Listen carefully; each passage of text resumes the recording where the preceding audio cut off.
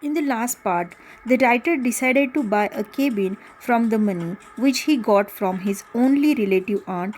Now he was going to see the cabin. The lake itself looked a lot bigger than it did on the small photos I had seen.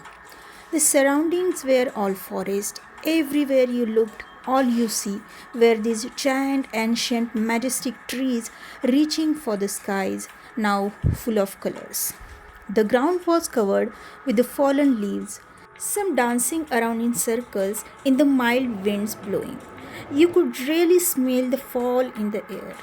Soon it would be winter, and I could only imagine how beautiful this place would look like covered in the snow.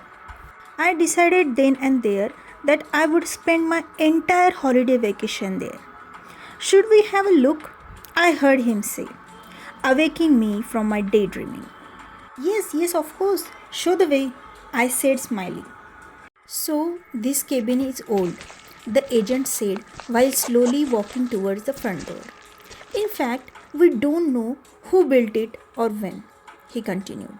But for as long as we have had a town record, this cabin has been here. And we have been keeping record for about 140 years.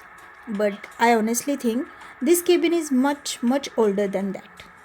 Now, of course, the cabin has seen a couple of different owners over the years, and most of them has modernized the place in some way or another when moving in. For instance, there is running water, an indoor bathroom, and electricity. There is, however, no landline telephone, and the cell reception out here is sketchy at best. Ah, no worries, I said. My plan is to come out here to get away from all of that anyway. So that's actually just good. Gives me another reason not to check my emails every 5 minutes. Haha. Yeah, I know what you mean. Come on, let's go inside, he said. I didn't say anything, but his sales speech was unnecessary. I had already made my mind up. I needed this place. It was, however, out of character for me to feel like this. I could easily spend several days browsing through different stores, comparing prices just for a pair of jeans. Yet, here I was, ready to hand over quite the amount of cash on a cabin I have never even set foot in. But somehow it didn't bother me. It was like I was drawn to it. I needed it. I wanted it with every fiber of my being. The front door opened straight into a large living room. In the wall to my right, there was a big stone fireplace, beautifully and masterfully built with large stones of different forms and sizes, carefully placed like a jigsaw puzzle, framing the fireplace. Opposite it to my left was a door to the bedroom, and next to that, the door to the bathroom. I immediately fell even more in love with the place. I was so into it that I at first didn't even reflect over the fact that it was furnished.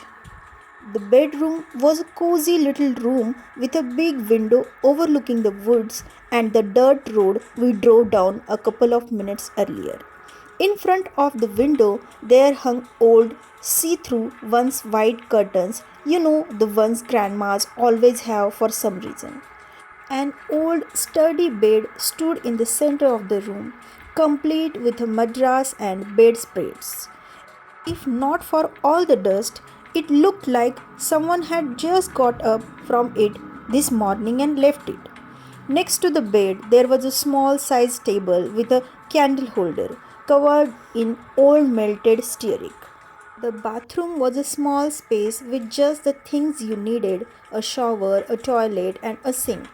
To tell, this part was added on not that long ago, but still, it looked like it had been there for quite some time. It needed some cleaning, that's for sure. But all in all, it was just fine.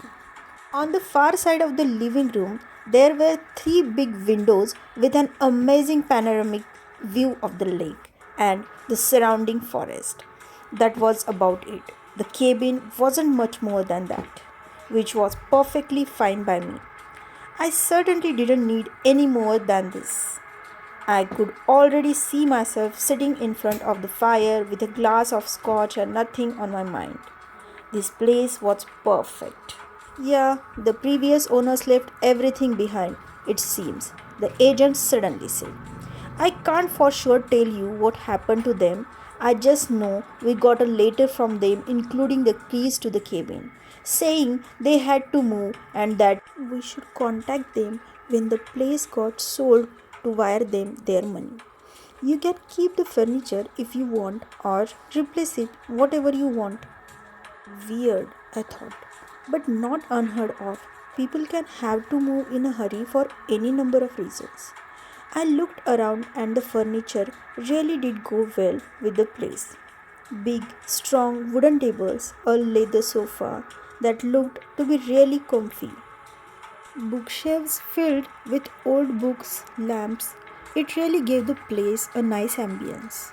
I will probably have to buy a new bed though, I thought, feeling a bit weird about sleeping in some stranger's old bed. I went over to the big windows to take another look of the amazing view, the last rays of the sun gently kissing the lake and the woods. It was first then that I noticed an opening to my right on the same side as the fireplace. It led into a small kitchen. It had all the basics, nothing fancy, but just what you needed. There was also a back door from the kitchen leading out to the backyard, right by the lake. I opened the door and took a step up. I closed my eyes and took a deep breath of the crisp autumn air. It filled my lungs and I could feel myself growing calm. Slowly, I opened my eyes to the view in front of me and took it all in. It was truly amazing, a little piece of paradise. I drew another lung filling breath before I stepped back inside and closed the door behind me. I was looking through the drawers and cabinets when I noticed that the floor sounded differently in the middle of the kitchen. There was a small carpet there, and when I pushed it away with my foot, it revealed an old hatch underneath, its hinges blackened by time and neglect. I looked over to the agent who was leaning against the wall by the kitchen entrance. Go ahead, he said, almost in an excited manner, motioning with his head towards the hatch. Open it. I leaned down and grabbed the handle and pulled the hatch toward me. It creaked and droned like it hadn't been opened in years. The deep, dark, empty space beneath it stared back at me as I was trying to see what was down there.